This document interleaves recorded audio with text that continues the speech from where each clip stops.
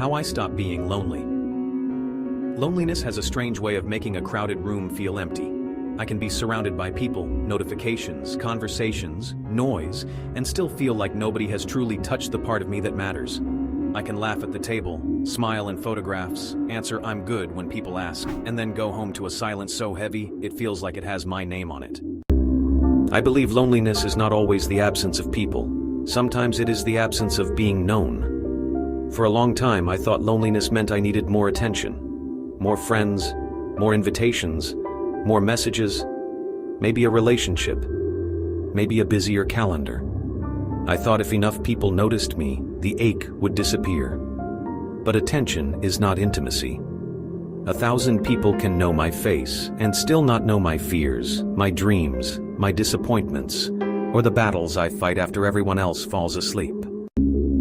I do not want to be merely noticed, I want to be known. And to be known, I have to become willing to let people see more than the version of me I use for survival.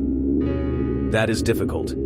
I have learned how to be funny instead of honest, strong instead of vulnerable, helpful instead of open. I can ask everyone else how they are doing while becoming an expert at hiding the fact that I am quietly falling apart.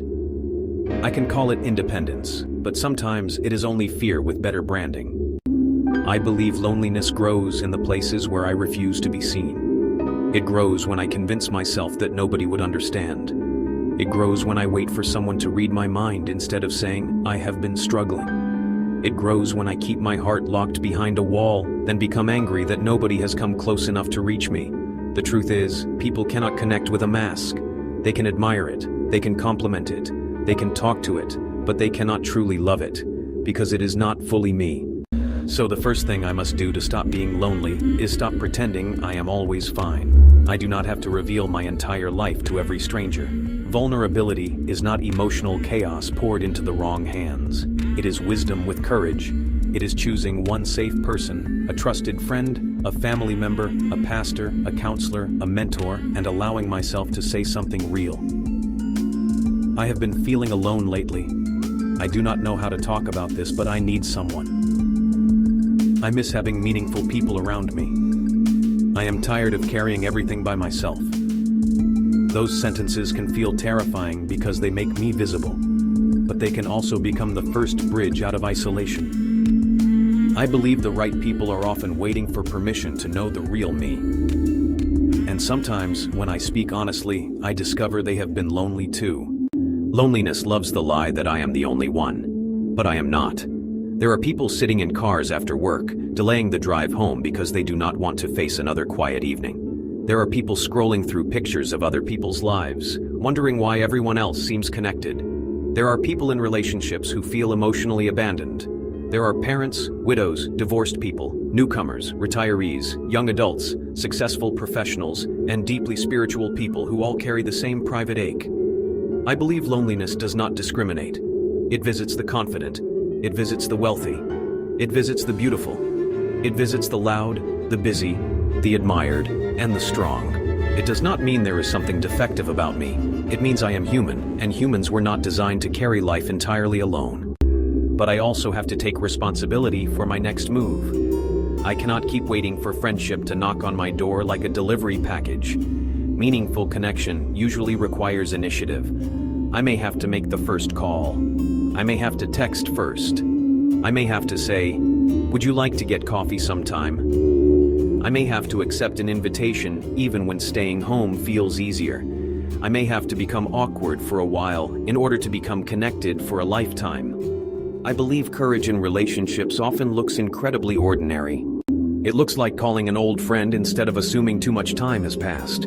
It looks like joining a group, a class, a church, a volunteer effort, a gym, a hobby club, or a local event, even when I do not know a single person there. It looks like sitting beside someone instead of hiding in the corner. It looks like asking a simple question and staying long enough to hear the answer. How did you get involved here? What do you enjoy doing outside of work? How has your week really been? What brought you to this place? I do not need a perfect opening line. I need genuine interest. Most people are starving to be heard.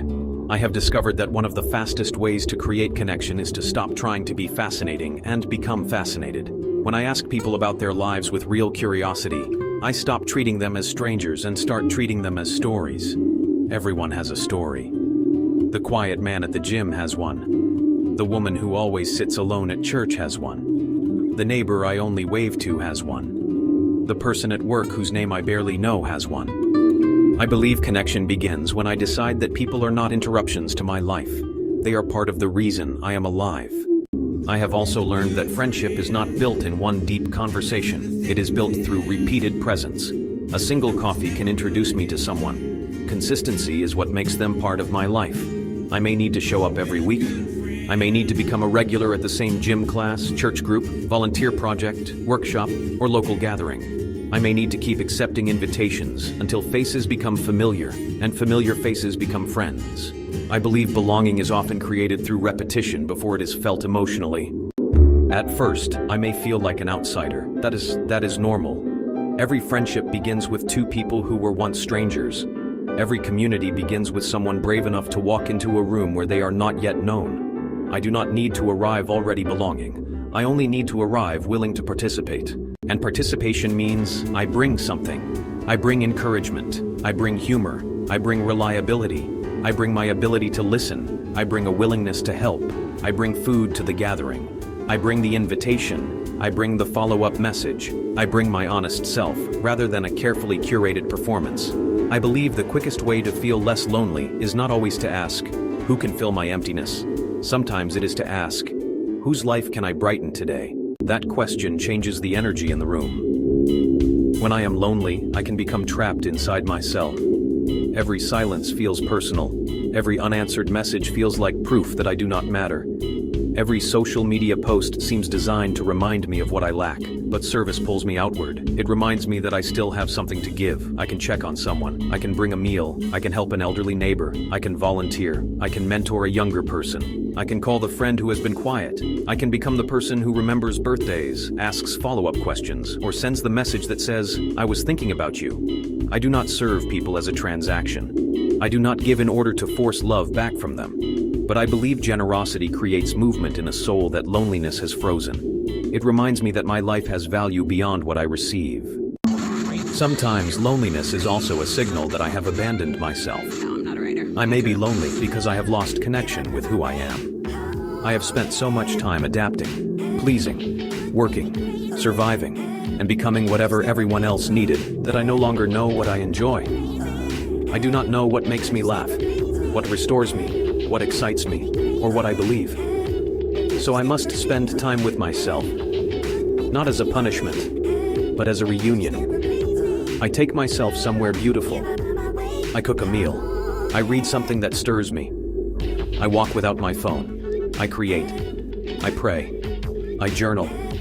I sit quietly enough to hear my own thoughts without immediately trying to escape them. I believe solitude and loneliness are not the same thing. Loneliness says, I am unwanted. Solitude says, I am learning to be at peace with myself. Loneliness drains me because it feels like disconnection. Solitude can restore me because it helps me return to my own center. If I cannot be alone without feeling worthless, I may ask relationships to rescue me from feelings only I can face.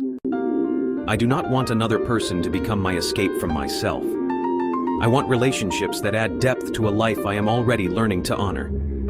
That does not mean I stop desiring love, friendship, or companionship. I am allowed to want people. I am allowed to miss being held, understood, included, and chosen. I do not need to shame myself for wanting connection, but I cannot let the hunger for connection make me accept unhealthy people just to avoid an empty room. I believe desperation can make chaos look like companionship. Not everyone who gives me attention deserves access to my heart. Some people will drain me, manipulate me, use me, compete with me, or keep me around only when it benefits them. Being surrounded by people who make me feel small can be lonelier than being alone. So I become selective. I look for people who are kind when nobody is watching. People who keep their word. People who can laugh, but also listen. People who want my growth, not my dependency. People who respect boundaries and honor truth. I do not need 100 friends. I need a few real ones. I believe one honest friendship can change the temperature of an entire life. Nisha, I also have to release the fantasy that every meaningful relationship will feel effortless. Real connection requires work. It requires forgiveness. It requires having uncomfortable conversations instead of disappearing. It requires reaching out when pride says, if they cared, they would call. It requires understanding that people are busy, flawed, distracted, and sometimes struggling in their own way.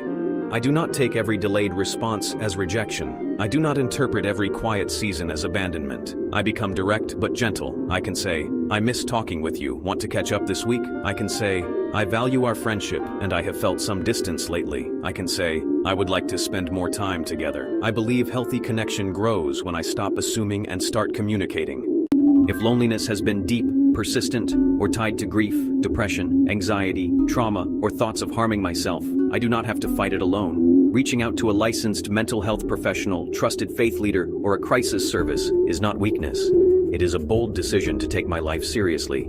I believe getting support can help me understand whether loneliness is simply asking for more community or signaling pain that deserves deeper care.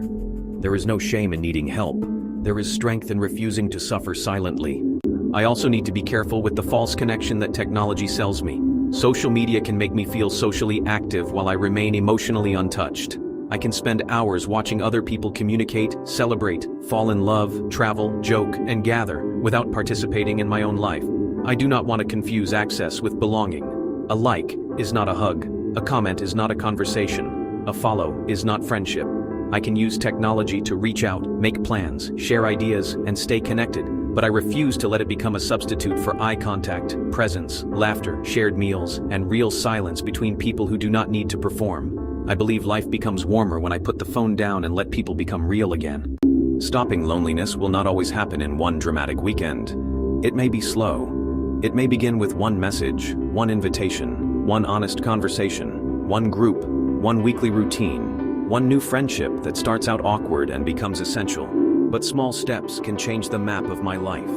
I may have spent years believing I was forgotten. I may have become used to being alone. I may have built walls so strong that even I forgot there was a door.